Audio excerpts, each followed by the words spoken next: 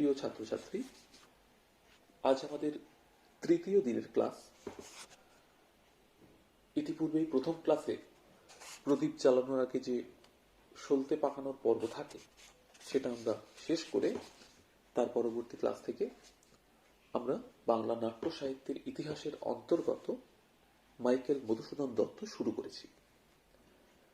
এর আগের ভিডিওতে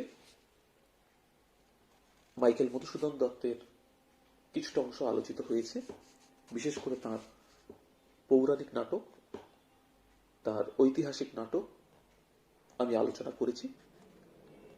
আজকে আমরা চলে যাব বাংলা সাহিত্যের দুটি শ্রেষ্ঠ প্রহসন এবং বলা যেতে পারে মাইকেল মধুসূদন দত্তেরও দুটি শ্রেষ্ঠ প্রহসন, একেই কি বলে সভ্যতা এবং বুড়ো শালিকের ঘাড়ে রোগ, এই দুটির আলোচনায়।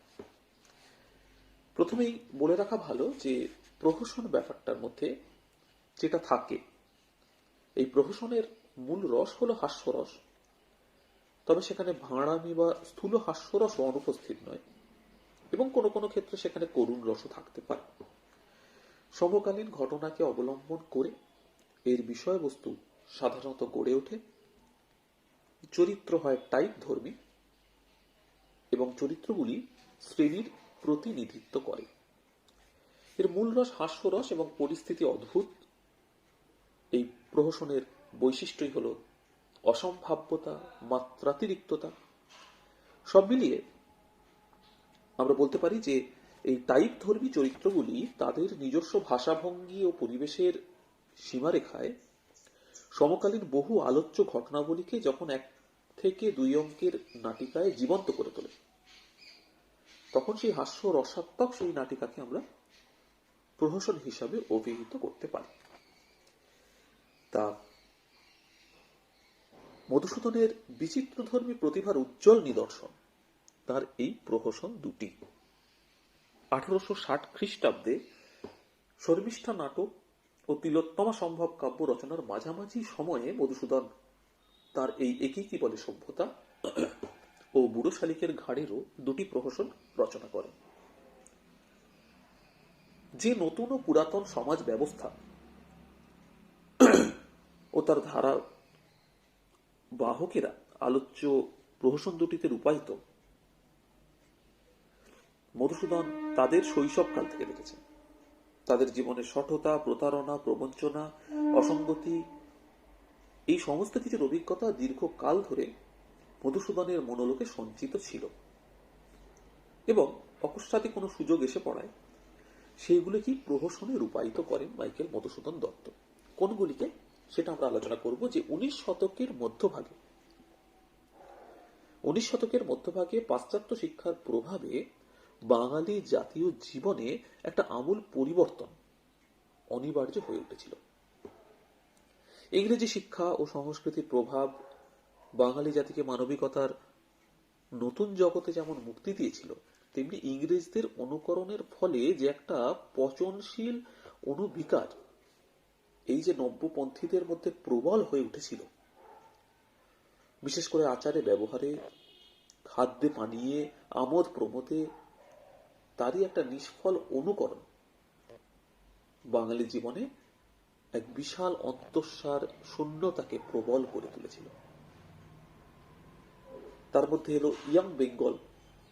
এই ইয়ং বেঙ্গল সমাজের সভ্যদের এই ব্যবহারিক অনাচার ও চারিত্রিক ভ্রষ্টতা মধুসূদন, দীনবন্ধু তাদের প্রহসন রচনার উৎস বলা যেতে পারে, অর্থাৎ তাদেরকে নিয়েই তাদের প্রহসন রচনা। এছাড়াও ছিল মধুসূদন এবং দীনবন্ধুর প্রহসন রচনার পেছনে দর্শকদের একটা আকাঙ্ক্ষা তো ছিল, সেটা তো অস্বীকার করার উপায় নেই। এছাড়া শর্মিষ্ঠা নাটক রচনায় মধুসূদনের কৃতিত্ব প্রদর্শন করে রাজা প্রতাপচন্দ্র সিংহ এবং ঈশ্বরচন্দ্র সিংহ দুজনেই তাকে প্রহসন রচনার জন্য অনুরোধ করেন। এর ফলস্বরূপ কিন্তু আমরা পাই একেই কি বলে সভ্যতা এবং বুড়ো শালিকের ঘাড়ে রো নামক দুটি প্রহসন। এবার চলে যাব আমরা এই প্রহসনের ভেতরে। একেই কি বলে সভ্যতা প্রহসনে মধুসূদন মদ্যপান দোষে আশ্রিত ইংরেজি শিক্ষিত নব্য যুবক সম্প্রদায়ের যে অধঃপতন তার চিত্র অঙ্কন করেছেন। আবার অপরদিকে বুড়ো শালিকের ঘাড়েরও প্রহসনে মধুসূদন বাইরে থেকে গোঁড়া হিন্দু অথচ লাম্পট্য দোষে দূষিত এক বৃদ্ধের চরিত্র অঙ্কন করেছেন। এইভাবে তিনি দুটো প্রহসনকে সাজিয়েছেন। একেই কি বলে সভ্যতা প্রহসনের আলোচ্য বিষয় হল ইয়ং বেঙ্গল সমাজের পদস্খলন। মধুসূদন সমকালীন সমাজ জীবনে যে সুসংহত জীবনাদর্শের অভাব লক্ষ্য করেছিলেন তাকেই এই প্রহসনে উপস্থিত করেছেন। রামনারায়ণের কুলীন কুলসর্বস্বর প্রেরণায় মধুসূদন সামাজিক সমস্যা নিয়ে প্রহসন দুটি রচনা করেন। একেই কি বলে সভ্যতা রচনার পর সেকালের পত্র পত্রিকায় মনীষীদের সমালোচনায় বিশেষভাবে কিন্তু সেটা প্রশংসিত হয়।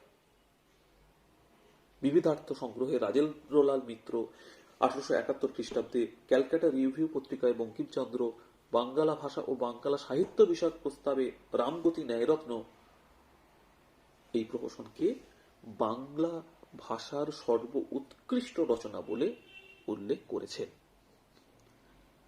একেই কি বলে সভ্যতা কাহিনীর ধারাবাহিকতা সেইভাবে নেই, কিন্তু বিভিন্ন চরিত্রের মাধ্যমে সমাজ জীবনের একটা চিত্র খুব সার্থকভাবে লেখক ফুটিয়ে তুলেছেন। 2 অঙ্ক এবং 4টি গর্ভাঙ্কের মাধ্যমে লেখক তা ফুটিয়ে তুলেছেন। এছাড়াও নব্যশিক্ষিত বাবু সম্প্রদায়কে, নব্যশিক্ষিত বাবুদের ব্যঙ্গ বিদ্রুপ করে একেই কি বলে সভ্যতায় নাট্যরূপ দেওয়া হয়েছে। স্বাধীনতার নামে যে উচ্ছৃঙ্খল ভোগাকাঙ্ক্ষা পানাশক্তি কিভাবে এক শ্রেণীর মানুষের মধ্যে অবক্ষয়কে ডেকে এনেছিল তারই বাস্তব নাট্যরূপ হচ্ছে এই একেই কি বলে সভ্যতা প্রহসন। সমকালীন উচ্ছৃঙ্খল নব্য যুবকদের জ্ঞান তরঙ্গিনী সভায় মিলিত হয়ে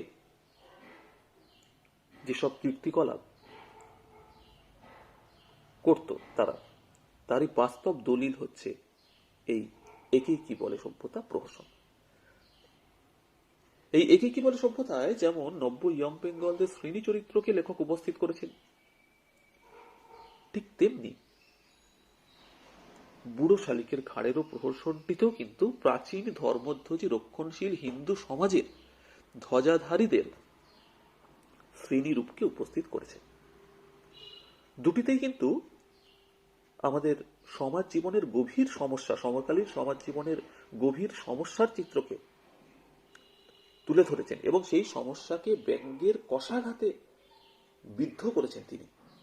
প্রহসনের ধর্মই তাই, ব্যঙ্গের কষাঘাতে বিদ্ধ করলেও কোথাও কিন্তু তিনি ব্যক্তিকে আক্রমণ করেননি বা কোথাও তার নৈতিক উদ্দেশ্য প্রকাশিত হয়ে পড়েনি।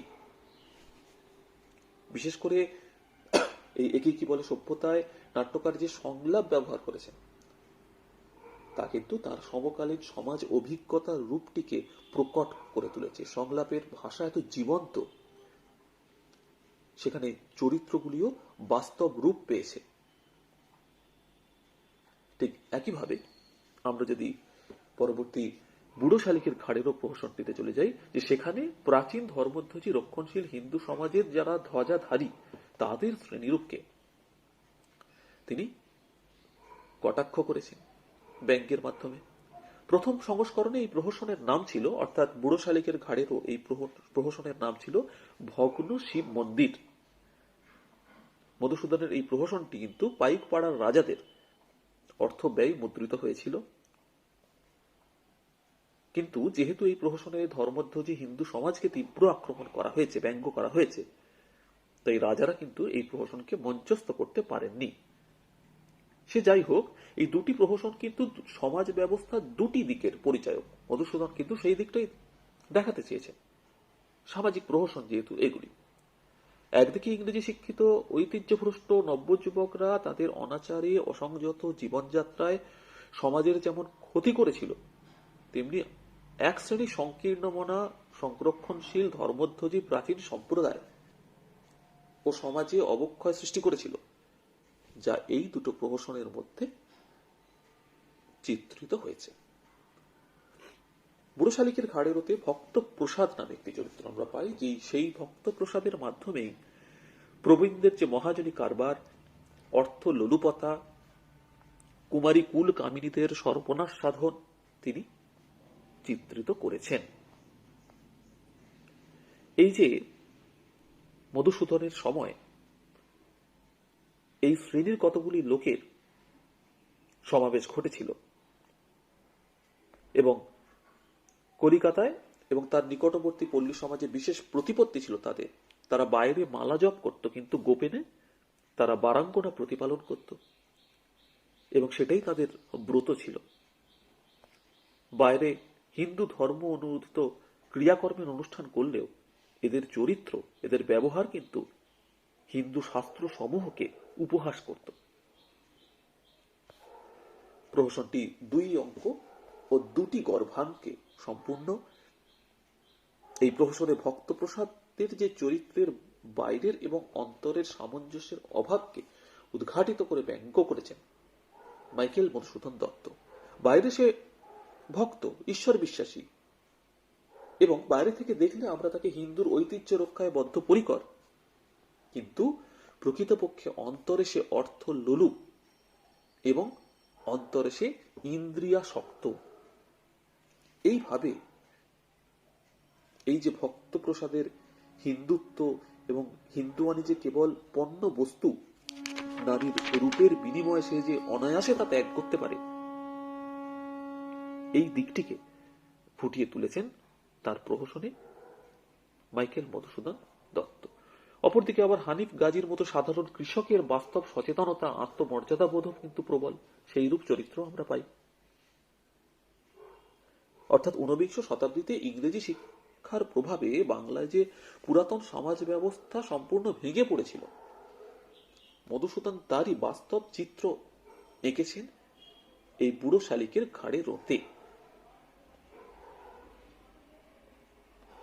পল্লী সমাজের গভীর ক্ষতের উপস্থাপন, মহাজনী শোষণের চিত্র, নব্যপন্থীদের সঙ্গে সনাতন রক্ষণশীলদের যে দ্বন্দ্ব এবং অর্থ প্রভুত্ব, ক্ষমতার বলে লাম্পট্য প্রভৃতির বাস্তব চিত্র অত্যন্ত সচেতনভাবে মধুসূদন এখানে অঙ্কন করেছেন এবং মুখ্য চরিত্রে ব্যক্তি লক্ষণ তীব্রভাবে প্রকাশ করে এবং বিচ্ছিন্ন সমাজ চিত্রকে গল্পের মাধ্যমে পরিবেশন করে নাট্যকার প্রহসনটাকে নাট্য সমৃদ্ধ করে তুলেছেন। সব মিলিয়ে যদি আমরা মাইকেল মধুসূদন দত্তের নাট্য প্রতিভার যে বৈশিষ্ট্য বা স্বাতন্ত্র্য যদি আমরা আলোচনা করি, তাহলে প্রথমত বলতেই হয় যে যথার্থ বাংলা নাটকের মুক্তি মাইকেল মধুসূদন দত্তের হাতে শর্মিষ্ঠা প্রকাশের সঙ্গে। দ্বিতীয়ত, মাইকেল মধুসূদন দত্তের একটা সর্বপ্রধান গুণ বা বৈশিষ্ট্য হলো তিনি নাটকের কাহিনীকে আদি থেকে অন্ত পর্যন্ত দৃঢ় সূত্রে আবদ্ধ করেছেন। তিনি যেমন পাশ্চাত্য কলা আঙ্গিককে অনুসরণ করেছেন, তিনি তেমন সংস্কৃত নাটকের প্রভাবকেও স্বীকার করেছেন। এই দুইয়ের মেলবন্ধন ঘটিয়েছেন মধুসূদন। সেই জন্য মধুসূদনের নাটকগুলি এখনো বিভিন্ন রঙ্গমঞ্চে অত্যন্ত জনপ্রিয়তার সঙ্গে অভিনীত হয়ে থাকে। মধুসূদন যেমন আমরা দেখেছি কাব্য জগতে যেমন ছিলেন বিদ্রোহী, অসম সাহসী, তার কারণ তার বিখ্যাত কাব্য মেঘনাদ বধ আমরা পড়েছি, তিলোত্তমা সম্ভব কাব্য আমরা পড়েছি, ব্রজাঙ্গনা কাব্য আমরা পড়েছি। সেখানে আমরা দেখেছি তিনি যেমন ছিলেন বিদ্রোহী, অসম সাহসী, অসাধারণ প্রতিভাবান, তেমনি নাটকের ক্ষেত্র কিন্তু তার সেই প্রতিভার পরিচয় সাবলীল, স্বতঃস্ফূর্ত। যদিও কোথাও কোথাও নাটকের সংলাপ হয়তো একঘেয়ে বা বৈচিত্র্যহীন হয়ে পড়ে, তবুও বিশেষ করে তিনি তার প্রহসনে যে সংলাপ ব্যবহার করেছেন তার কিন্তু নাট্য উপযোগিতা অসাধারণ। তার এই প্রহসন দুটিতে যে স্বল্প পরিসরের মধ্যে তার যে ব্যঙ্গের তীক্ষ্ণতা, অভ্রান্ত লক্ষ্য এবং তার যে সঙ্গতি বোধ, নাটকীয় উদ্দেশ্যের একমুখী তাকে উজ্জ্বলভাবে তুলে ধরেছে। এছাড়াও প্রথম ঐতিহাসিক ট্র্যাজেডি নাটক কৃষ্ণকুমারী আমরা পাচ্ছি মাইকেল মধুসূদন দত্তের হাতে। সর্বোপরি বাইকেল মধুসূদন দত্ত একসময় দুঃখ করে লিখেছিলেন, অলি কুনাট্য রঙ্গে মজে লোকে রাঢ়ে বঙ্গে নিরখিয়া প্রাণে নাহি সয়। তিনি অত্যন্ত ক্ষুণ্ণ হয়েছিলেন এই অলি কুনাটক দেখে। আমি পূর্বেও সেটা আলোচনা করেছি। রত্নাবলীর অভিনয় দেখে, নারায়ণ তর্করত্ন অনুদিত রত্নাবলী নাটকের অভিনয় দেখে তিনি ক্ষুণ্ণ হয়েছিলেন এবং তিনি এই মন্তব্য তিনি করেছিলেন, অলি কুনাট্য রঙ্গে মজে লোকে রাঢ়ে বঙ্গে নিরখিয়া প্রাণে নাহি সয়। এবং এই জায়গা থেকেই রাঢ়বঙ্গের অধিবাসীদের তিনি নিজে নাটক রচনায় হাত দিয়ে নাটক রচনা করে, বাংলা নাটক রচনা করে, প্রথমত তিনি রিজিয়া নামে একটি ইংরেজি নাটক রচনা করেছিলেন, তারপরে তিনি বাংলা নাটক রচনায় হাত দেন। তা এই বাংলা নাটকের ক্ষেত্রে আবির্ভূত হয়ে রাঢ়বঙ্গের অধিবাসীদের এই কুনাট্যপ্রীতি দূর করে তিনি তাদের যথার্থ নাটক বলতে যেটা বোঝায়, যথার্থ নাটকের স্বাদ দিতে পেরেছেন বলেই কিন্তু বাংলা নাট্য সাহিত্য